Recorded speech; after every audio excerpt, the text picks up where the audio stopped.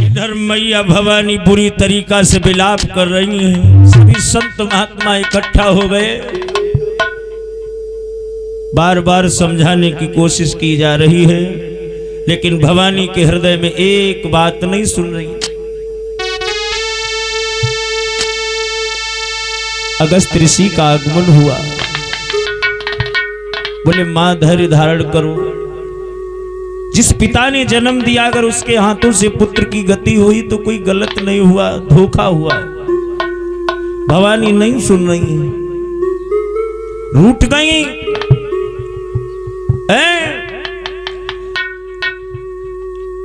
नारद बाबा ने बतलाया, हे महादेव,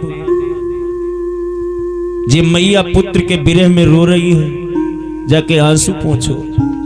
बोले बाबा, बोले अब हम क्या करें, धोखा हुआ है।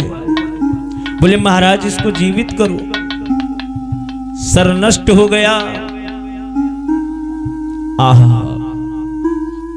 बोले महाराज इसके अगर किसी और का सर लगाया जाए तो क्या जीवित नहीं हो सकता है? कुछ लोगों का यहां पर मानना है कि महाराज जो विज्ञान की बातें ज्यादा करते हैं कि क्या ये चीज एक दूसरे से ट्रांसप्लांट हो सकती है, क्यों नहीं हो सकती है, क्या नहीं हो सकता है? आज थोड़ी साइंस है, साइंस बहुत पहले से है। आज अगर हर एक चीज ट्रांसप्लांट हो रही है, ऐसे पहले होती थी, क्यों नहीं होती? आज अगर कोई अंधा आंखें लगवाना चाहे लग जाती है, नहीं लग जाती? दूसरे की लगती है, लगती है नहीं लगती हैं? जो आज है आज से पहले हुआ, पहले बुलतरी था, इससे ज्यादा था।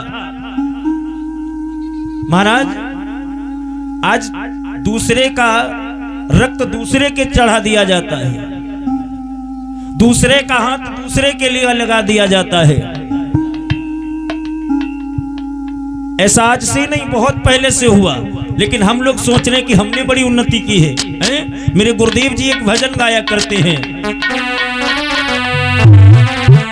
कि बिन विद्या भारत देश, देश तेरी भई कुआरी, बिन विद्या भारत देश।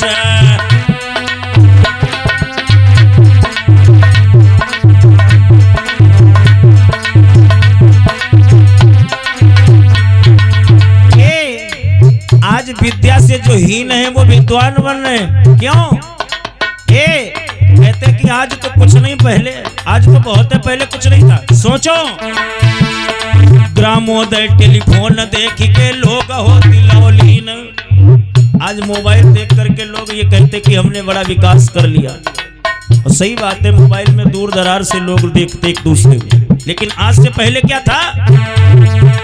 ग्रामोदय टेलीफोन देख के लोग होती लवलीन। और इससे पहले विक्रमादित्य के तखत के नीचे चढ़ी थी 3200 मशीन, जिनकी बोली न्यारी न्यारी, बिना विद्या भारत देश।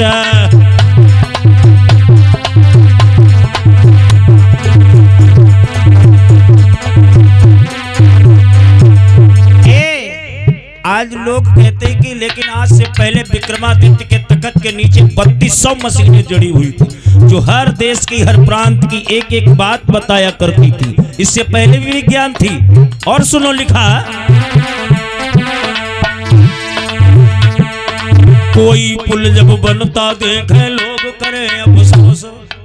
आज कोई पुल 1-2 किलोमीटर 3 किलोमीटर का देख के कहते बड़ा बढ़िया भाई विज्ञान आगे है। कोई पुल जब बनता देखे लोग करे अफसोस, लेकिन रामचंद्र ने पुल को बांधा 7 दिना में 400 कोस।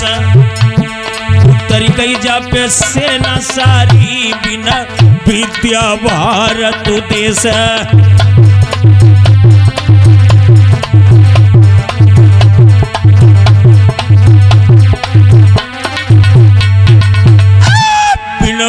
विद्या भारत देश देश तेरी भाई खुआरी रे बिना विद्या भारत देश।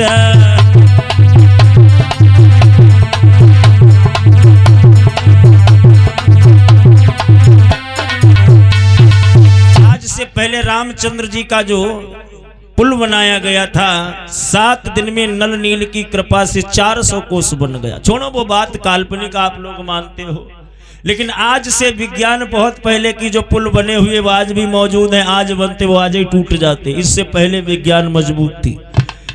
तो बोले महाराज इनका जब तक पुत्र जीवित नहीं होगा ममता नहीं कम होगी, है खोई हुई वस्तु मिलनी चाहिए। एक व्यापारी जा रहा था, एक पीपल के नीचे अपने हाथी को आराम करा रहा था, खुद सो रहा था। श्री सूत जी कहते ऋषियों भोले बाबा से देवताओं ने कहा बाबा इस अज का सर काट करके अगर पुत्र के लगाओ तो पुत्र जीवित हो जाएगा, मैया की ममता रुक जाएगी और ये झगड़ा शांत हो जाएगा। भोले बाबा ने वही किया। उस व्यापारी के हाथी का सर गणेश के लगाया गया तो गणेश जीवित हो गए। बड़ा विचित्र भाव है कि महाराज हाथी इतना बड़ा था, हाथी का सर इतना बड़ा उस पुत्र के कैसे लग गया। आज जैसे थोड़े लड़का बच्चा पैदा होते हो, आज 2 फुट के 1.5 फुट के हैं, 5 फुट के। आज से पहले के कंकाल देखो 9-9 फुट के हैं। आज जैसे थोड़े, अब इससे बड़ा बुरा समय और आएगा। इतना समय आएगा बकरी के जैसी गाय हो जाएगी, धान बोने से नहीं जमेंगे, लगाना तो दूर रखो, पानी मेघ जो बरसेंगे ओस के समान गिरेंगे।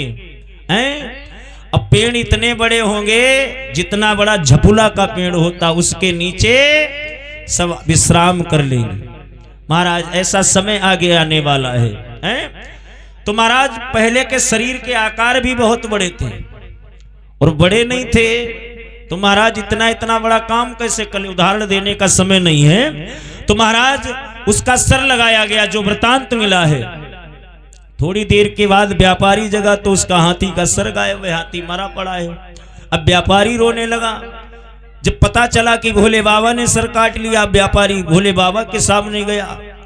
अच्छा चोर कितना भी बड़ा हो और देखने वाला छोटा हो उससे भी डरता है। अब भोले बाबा कहने लगे भैया मैंने निजी स्वार्थ के लिए तेरा नुकसान कर दिया, मुझसे भरपाई करा ले।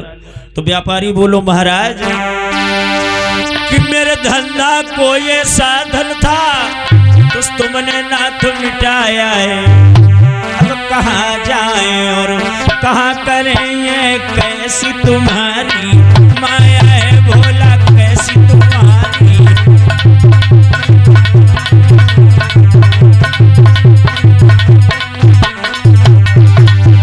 हमने सुना ए नाथ मेरे तुम सब पे कृपा बरसाते हो, हाय कुदर रहते हो पर्वत पर सबको महलों में बसाते हो भोला।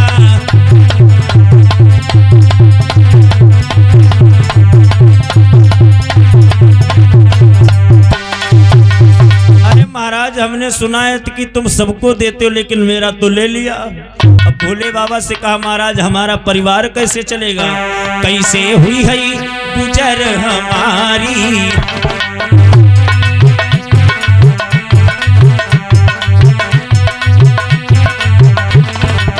कैसे हुई है गुजर हमारी, गुजर हमारी साधन मोक्ष कहु त्रिपुरारी।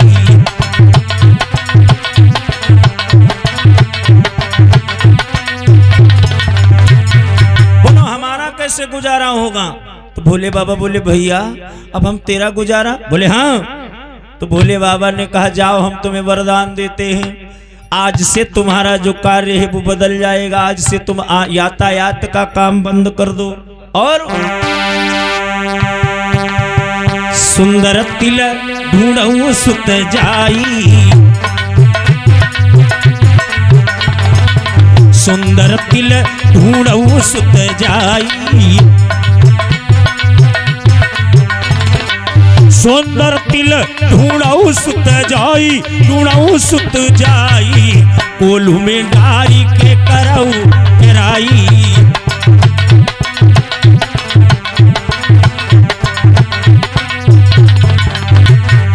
सुंदर तिल ढूंढऊ सुत जाई कोल्हू में डारी के करऊ पेराई। बोले महाराज सुत यहां पर कहा है? आप जब शिव पुराण पढ़ोगे तो वहां पर सुत शब्द उस व्यापारी को भोले बाबा ने, और जिसको पुत्र कह दे वो पुत्र हो जाता है। बोले महाराज आज से तुम हमारे हो और जाओ, आज से तुम तिल ढूंढो, इतना बड़ा हाथी छोड़ो, एक तिल से तुम अपना व्यापार चालू कर दो। बोले महाराज मेरी समझ में नहीं आया। बोले महाराज जो काले तिल दुनिया में है उनसे आप तेल निकालो और उसी से आपका परिवार चलेगा। ये कथा भागवत के अंदर हरिवंश पुराण जब पढ़ोगे तो वहां पर आती है महाराज। अब व्यापारी ने कहा महाराज यतन, बोले यतन करो, यतन से सब कुछ होगा। वही आगे आकर एक लकड़ी की ओखली बनाता है और उस ओखली में एक मूसल डालता है। तो भोले बाबा से कहा सब कुछ बन गया महाराज, अब वो ओखली चले कैसे? तिल भी ढूंढ लिए। तो भोले बाबा ने कहा जाओ हमारे पास 2 बैल है, एक तुम ले जाओ, आते हम याकत काम चलेगा। एक बोले आया, एक भोले, पहले 2 थे, याकबरदत कहूं कोई काम चलती हो।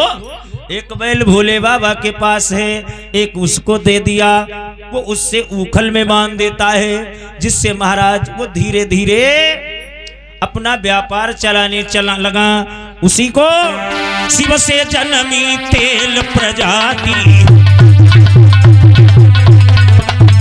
शिव से जन्मी तेली प्रजाति, संत कहती समझती सुखराती।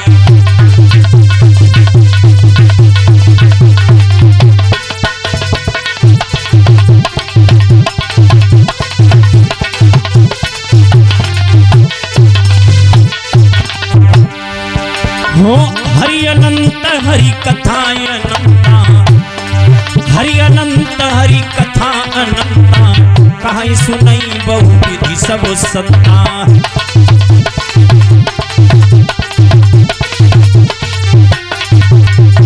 बोलिए गोविंद भगवान की।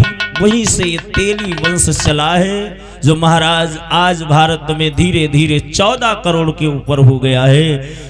तो इस प्रकार से भोले बाबा का वंश आगे बढ़ता है।